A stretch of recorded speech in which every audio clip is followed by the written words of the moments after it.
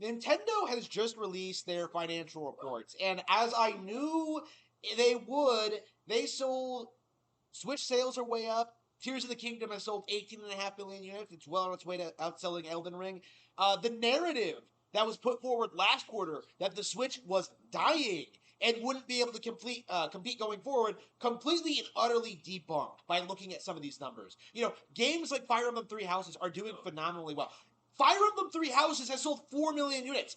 4 million people have helped Edelgard conquer Fodlan and just kill all the like, that is insane to think about. Like 4 million units is insane for a strategy RPG. You know, Super Mario RPG 2, still Super Mario Maker 2, excuse me, is doing fairly well. You know, New Super Mario Bros. U, of course, 18 million units sold, well, 16 million units sold. You have like, you know, games that like aren't even really being talked about right now, like Fire Emblem Engage and Kirby, that are also doing phenomenal. Like, there are some crazy numbers here, and nobody wants to admit it because they're too busy trying to pretend that there's a Switch 2 on the horizon. It is complete crap. Every single time. Like, it seems like this is the trend now to release new fake Switch rumors every time that Nintendo is about to announce, like, new hard-hitting numbers, right? Like, every quarterly report where we get, like, an indication of, like, how good the games of the last quarter have done, right? You know, this was a big quarter for Nintendo when it comes to, like, you know, Tears of the Kingdom has been out for like 2 months, and it's already sold about as much as Elden Ring has lifetime. You know, I remember when people were saying that Tears of the Kingdom would sell like maybe 5 million units, right? I remember when people were trying to say that Elden Ring like stomped it, right? It's not true. Like, not only has Tears of the Kingdom like far outsold Elden Ring in far less time, it is like it's going to be easier for Nintendo to like innovate and do new things and like evolve the formula and do bigger and better things with the next installment. From Software is in its dying throes. Okay, Armored Core 6 is not even going to come close to what Tears of the Kingdom accomplished, right? You know, Skyrim 2 is not going to come as close as to what Tears of the Kingdom accomplished. Like, Starfield can't do it. You know, the Elden Ring DLC can't do it. There is nothing that even comes close to what Tears of the Kingdom has accomplished. And nobody wants to admit it. Nobody wants to admit that this game is phenomenally popular and that, like, everyone complaining and refusing to talk about this game. You know, people like, you know, Review Tech USA, like, oh, I just don't play Zelda. I haven't played a Zelda game since A Link to the Past. People like Angry Joe, like, oh, I'm not playing Nintendo games because they're just going to copyright strike me. Like, people like, you know, the Elden Ring community in general, like, there were so many people, like, religiously going after Tears of the Kingdom pre-release, you know, trying to convince you that the Switch was finished, that it was over, that all of these games were going to be ported to PC. You know, Shin Megami Tensei 5, Bayonetta 2, like, ooh, they're coming. Like, don't buy a Switch now. Completely and utterly blown the fuck out. It is embarrassing seeing these people scramble, trying to, like, downplay what's happening here. Into that, like, relatively niche games, like Fire Emblem, are selling about as much as, like, major AAA PlayStation exclusives or more, right?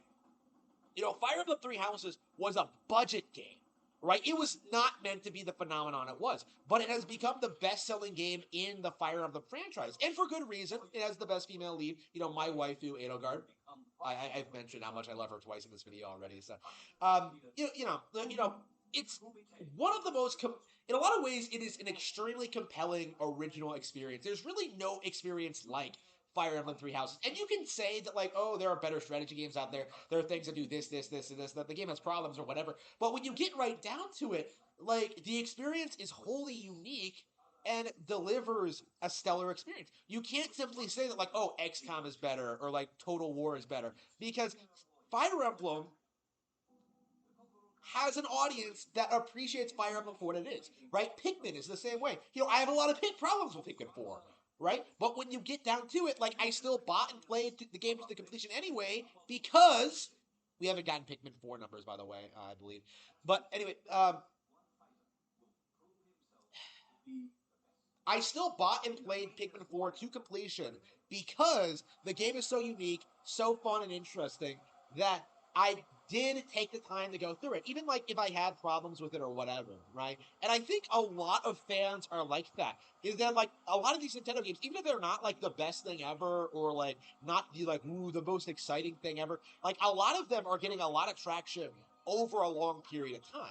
Right? Like a lot of them are getting like these crazy dedicated fan bases that are coming back and playing them religiously. You know, I've been wanting to go back more to Super Mario Maker 2. Like the Mish released a video saying Mario Maker 2 was dead, and the entire concept, I was just laughing at it because that's clearly not true at all. I have put so much time into Mario Maker 2, and I wish I had the free time and the ability to just sit down and like stream it constantly, but I don't.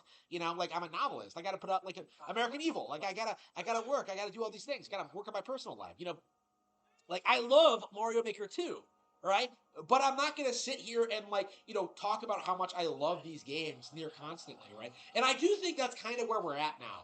In that like the internet community is not the gaming community. Like at all. In any way, shape, or form. Like these people are just let me pause this. These people are just like misrepresenting like the situation when it comes to like the market and like the gaming industry and the community in order to try to push a narrative, in order to try to get clicks, in order to make money. You know, Michael Pachter legit, you know, on the Pack Attack podcast or whatever the fuck his show is. Like he tried coming out and saying that like, oh, nobody cares about sales, you know? Like he was legit trying to like downplay Nintendo's success because if you know anything about Pachter, you know that his role as a gaming analyst is to try and downplay Nintendo. His idea is that his role is to try and convince investors to side with other companies and like, you know, try and pretend that Nintendo is on the verge of being driven out of the industry.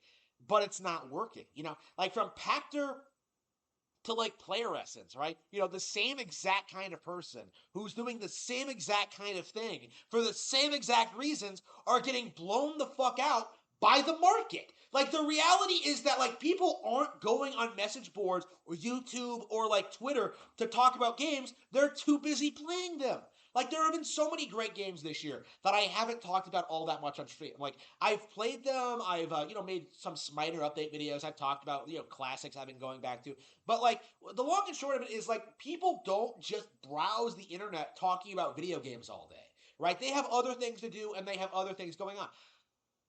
My point is like right now we're in this weird period where the gaming journalism industry is still trying to maintain a shred of relevancy, a semblance of like the control it used to have 10 years ago. Like when rumors used to come out on NeoGAF or whatever, people used to take them seriously. Now when it happens on Reset Era, nobody even knows it happens, right?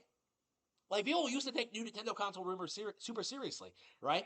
Now people start realizing that like, oh wait, like we've been hearing these kind of rumors for 5 years. Why am I even still paying attention to this? And like more and more people are tuning out.